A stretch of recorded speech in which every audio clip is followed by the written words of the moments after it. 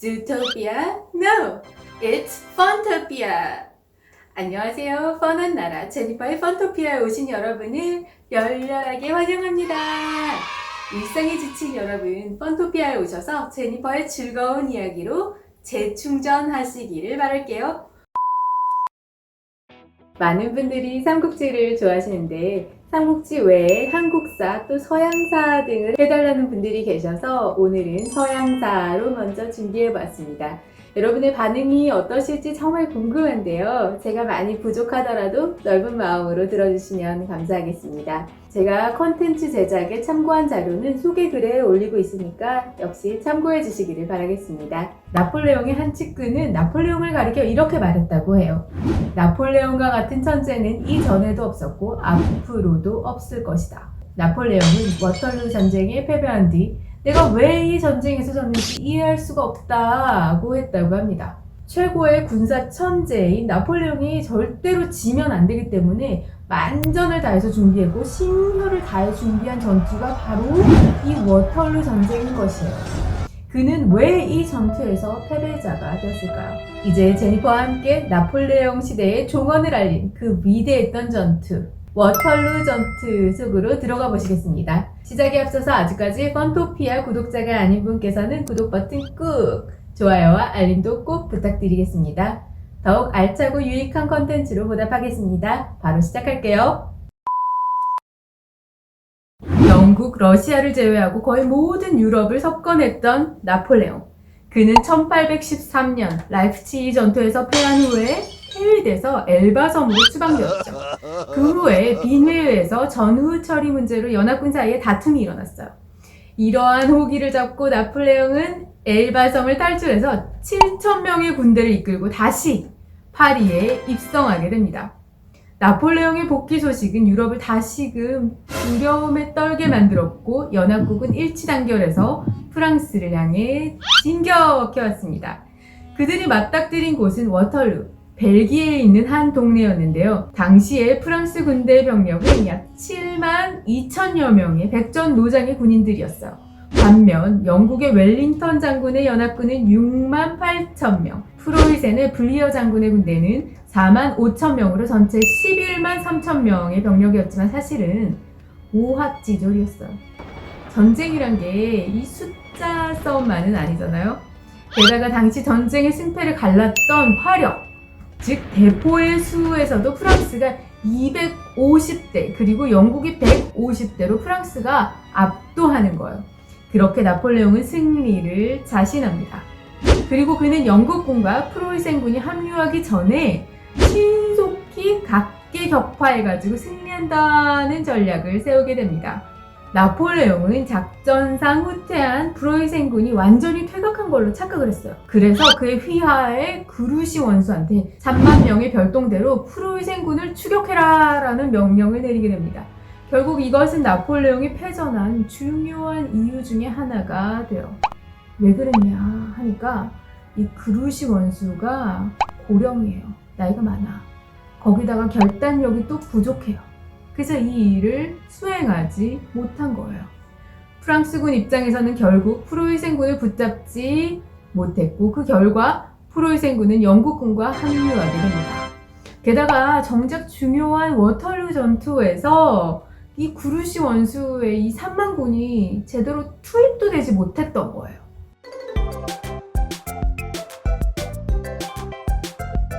한편 나폴레옹군은 영국의 웰링턴군과 드디어 맞닥뜨리게 되었습니다. 그런데 아침 8시가 되어도 나폴레옹이 공격하라는 명령을 내리질 않는 거예요. 나폴레옹이 영국군하고 프로이센군이 합류하기 전에 얼른 빨리 전투를 끝내야 되는 입장이 아니었나요? 결국 공격하라는 명령은 오전 11시로 늦춰지는데 이게 또 프랑스군 패배의 또 다른 결정적인 원인이 됩니다. 여기에는 두 가지 설이 있어요. 나폴레옹군의 장기가 대포 전술이었거든요. 근데 전날에 비가 내린 거예요. 그 결과 땅이 진창이 돼가지고 대포를 이동시키기가 어려운 거죠. 그래서 땅이 굳기를 기다렸다는 설이 있어요. 그리고 두 번째, 나폴레옹의 지병이 극심한 위경련이 도졌다는 설도 있죠. 어찌되었건 영국군과 프로이센군이 합류할 수 있는 충분한 시간을 제공한 것은 맞아요. 나폴레옹의 중요한 패인으로 작용하고 말았습니다. 전투는 11시가 넘어서 나폴레옹 휘하의 네 원수의 독단으로 시작됩니다. 이때 네 장군이 심각한 잘못을 저질렀어요. 그게 뭐냐면 그가 보병이 없이 2만 명의 기병만으로 공격을 감행한 거예요. 보병도 없는 기병 단독 돌격? 이게 가능한가요? 이게 좀 그 당시에는 이해하기가 어려운 작전이었어요. 왜냐하면 기병 단독 돌격은 이미 100년 전부터 금기사항이었어요. 안 돼요. 기병은 포탄과 총에 맞을 확률이 보병보다 5배나 높았기 때문이에요. 네 원수는 비가 와서 땅이 굳지 않아서 대포 부대를 동반하는 보병이 함께하기 어렵다고 판단했기 때문에 기병이 단독 공격을 감행했는지도 모르겠어요. 이렇게 나폴레옹 군한테 좋지 않은 신호들이 하나 둘씩 쌓여가게 됩니다. 네 원수의 기병군의 1차적인 목표가 뭐였냐면 영국군의 대포의 확보였어요. 차기가 없으니까. 당시 최고의 무기가 대포였고 상대방의 대포를 장악하면 승리를 잡을 수 있다라는 생각이었는데 문제를 네 원수에게 영국군의 대포를 무력화시킬 수 있는 장비를 갖춘 보병이 없잖아요. 여기에 대해서 조금 자세히 설명드리겠습니다. 기병으로 상대의 대포를 확보했다고 할게요. 근데 상대방은 그냥 눈 뜨고 가만히 있나요? 아니죠. 상대는 그 대포를 다시 탈취하려고 할 거죠. 그러니까 상대의 대포를 확보한 다음에 대포 포구 내에 못 등에 이물질을 넣어서 대포를 무력화시키는 그런 작업이 필요한 거예요. 근데 이 작업은 보병의 작업인 거죠. 어찌되었건 네 원수는 필사적으로 영국군을 물리치고 많은 희생 끝에 영국군의 대포들을 확보하게 됩니다. 하지만 곧 영국군의 반격이 당연히 시작된 거죠. 결국 영국군은 빼앗겼던 대포를 다시 장악했고 파손되지 않은 대포를 이용해서 곧바로 대반격을 시작했어요. 이제 나폴레옹은 무너지기 시작합니다. 뼈 아픈 그 오판 하나가 전쟁의 판도를 바꾼 순간이었습니다. 한편 나폴레옹은 프로이센군을 찾기 위해서 시간을 낭비하던 그 그루시 원수한테 워털루 전장으로 돌아와라 하면서 한 명을 보내는 거예요. 문제는 보낸 전령이 전쟁터에서 죽고 만 거죠. 당시엔 전투 상황이 아니었나요? 이런 중요한 역할을 맡은 전령을 한 명만 보냈다고요? 그게 그때 당시에 전령은 통상 20명 이상을 보냈어요. 죽을지도 모르니까. 이와 같이 나폴레옹군에게 사소한 실수들이 반복되고 이것은 결정적인 패인으로 바뀌게 되었던 것입니다. 결과적으로 그루시 원수의 3만 명은 전투에 아무런 도움도 안 되고 끝나게 돼요. 정오가 지나자 프로이센군이 멀리 보이는 지점까지 도달하게 됩니다. 프로이센군이 도착하기 전에 결판을 지어야 하잖아요. 근데 나폴레옹군이 포격을 재개하니까 웰링턴은 일단 전선을 다시 후퇴시켜요. 이제 프로이센군이 합류하는 것은 기정사실이 되었습니다. 나폴레옹은 이제 후퇴할 건지 프로이센 분대가 오기 전에 승부를 결정할 건지 이제 결단을 해야 되는 거예요.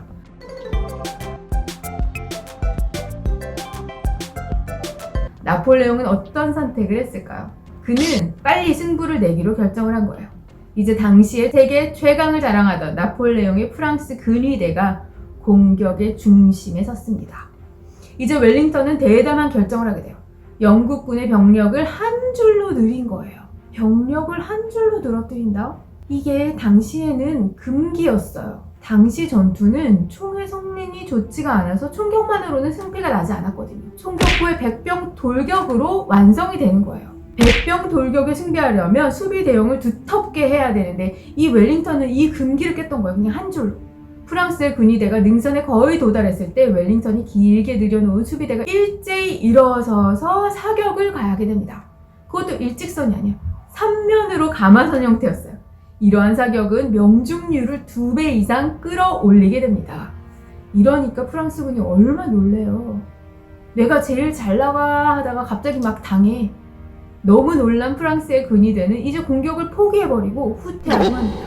그 후에 마침내 프로이센 본대가 등장하자 프랑스군은 우르르 무너지고 만 거예요. 밤 9시쯤 프랑스 군대는 괴멸되고 있었고 일부 군의대는 나폴레옹을 호위해서 파리로 달아나고 있었어요. 나폴레옹 군대 중 2만 5천 명이 사상, 9천 명이 포로가 되었다고 합니다. 이 전투로 인해서 나폴레옹의 백일 천하는 끝이 나게 됩니다. 그 후로 강력하던 나폴레옹군이 순식간에 무너져버린 게 도대체 뭐 때문이었을까? 어떤 이는 나폴레옹이 패한 결정적인 원인을 그루시 원수에게 돌립니다. 프로이센군과 영국군의 합류를 막지 못했기 때문에 결국 나폴레옹군이 졌다는 거죠. 또한 많은 분들은 전투가 일어나기 전날 내린 폭우가 아니었으면 이길 수도 있지 않았을까? 라고 추측합니다.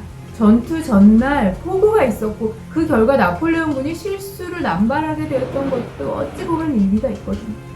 땅이 진흙탕이 되니까 내 원수는 보병 투입을 안 했고 그 결과 영국군의 대포를 무력화시키지 못했고 게다가 땅이 굳어지기를 기다리다가 시간을 보내면서 영국군과 프로이센의 합류를 또 허용하게 된 거예요. 개인적으로 워털루 전쟁의 패배를 생각하면 제 마음이 좀 겸허해집니다. 이 나폴레옹 입장에서는 이 전투에서 지면 모든 걸 잃는 거잖아요. 그러니까 만전을 다해서 준비할 수밖에 없었던 전투입니다. 그의 군은 최강의 군대였고 당시 전투를 좌우했던 대포수에서도 적군을 압도했죠. 하지만 사소한 날씨 변화 하나만으로 그의 모든 준비가 무력화되고 맙니다. 이를 혹자는 우연, 혹자는 신의 섭리라고 말할 수 있지 않을까요? 끝날 때까지 끝난 게 아니다. 뉴욕 양키스의 전설적인 포수 요기 베라가 남긴 말입니다. 동양에는 진인사 대천명이라는 멋진 말이 있어요. 우리는 자신의 일에 최선을 다해야 하지만 결국 그것이 모든 것을 보장하지는 않는다. 그렇기 때문에 우리는 신의 섭리를 바라고 겸허한 마음을 잊지 말아야겠다라는 생각을 해봤습니다. 여러분 재밌으셨나요? 지금까지 펀토피아의 제니퍼였습니다. 여러분 영상이 재밌거나 유익했다면 아래쪽에 있는 좋아요 그리고 구독과 알림 꼭 부탁드릴게요. 제니퍼의 펀토피아는 여러분의 의견으로 콘텐츠를 제작하고 있습니다. 혹시 펀토피아에서 다뤘으면 하는 이야기를 댓글로 남겨주시면 여러분의 의견을 반영하고자 노력하겠습니다.